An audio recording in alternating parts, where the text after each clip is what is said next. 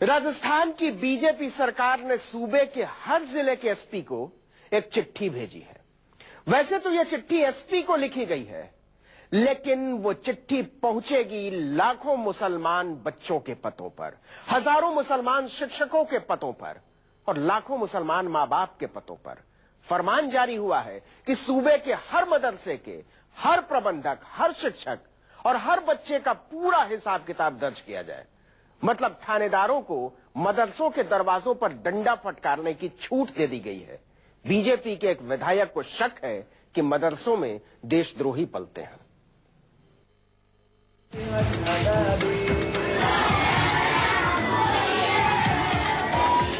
राजस्थान के 3842 मदरसों का मालिक अब अल्लाह नहीं, इलाके का थानेदार है। आलिम से लेकर इल्म के तलबगार तक थानेदार की रहम पर हत्यारों, लुटेरों, बलात्कारियों, उचक्कों को नहीं संभाल पा रहे, तो अब मदरसों का मुख्तार बना दिया है थानेदार को।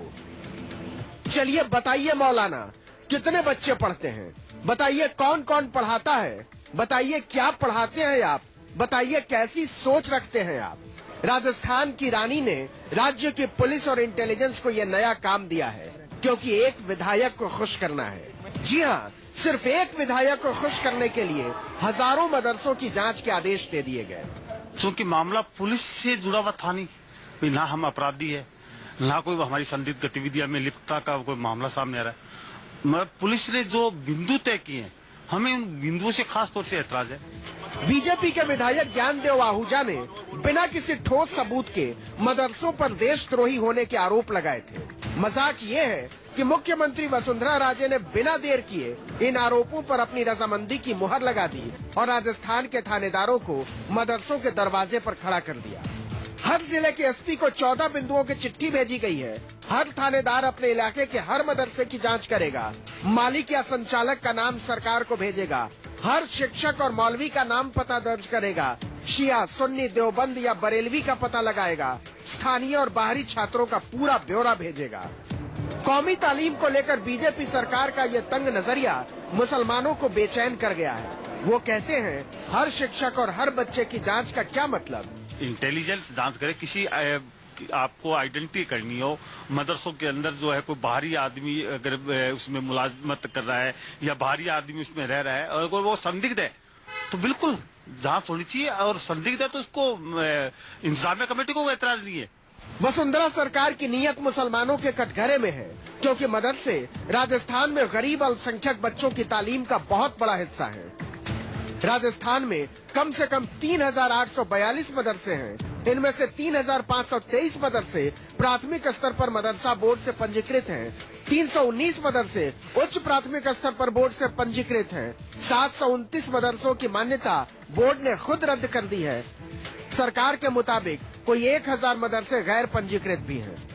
जरा सोचिए, इन मदरसों का हर प्रबंधक, हर शिक्षक और हर बच्चा पुलिस जांच के दायरे में होगा। अपने बच्चों को कुरान और हदीस पढ़ाने वाले इस फैसले से सख्ते में है। मदरसे में बट जो है जांच हो, मदरसा बोर्ड की तरफ से हो, जो भी डिपार्टमेंट के अफसर है वहाँ सर हो, लेकिन ये पुलिस वाले वगैरह जो वर्दी में आते हैं, ये चीज गलत है। उससे बच्चों पे भी इफेक्ट गलत पड़ता है, गलत रुझान जाता है, डिमोटिवेट होता है बच्चे। अगर पुलिस यहाँ अंदर आएगी तो काफी इफेक्ट पड़ेगा बच्चों पे भी और यहाँ आने वालों पे भी काफी असर होगा। सूबे के सारे मदरसों पर बैठाई गई पुलिस जांच पर सियासत में तूफान खड़ा हो गया है। कहा जा रहा है कि जानबूझकर मुसलमानों की कौमी तालीम पर पिछले दरवाजे से हमला बोला गया है। तबलीग जमात जो है वो कोई प्रतिबंधित संगठन नहीं है। तबलीग जमात के लोग भी धार्मिक शिक्षा का काम करते हैं, वो दीनियत की बातें करते हैं, वो नमाज की तरफ ले जाने की बातें करते हैं, अच्छाइयों की बात कर रहे हैं, वो समाज को जो अंदर जितनी कुरीतियां उनको दूर करने का काम कर रहे हैं। लेकिन सरकार को इस चीज से भी एतराज है। वसुंधरा सरकार को अंदाजा है कि उसके फैसले से पैदा हुई नाराजगी समाज और सियासत में नए ध्रुवीकरण का बहाना बन सकती है, इसीलिए अब वो इसे लीपने की कोशिश कर रही है।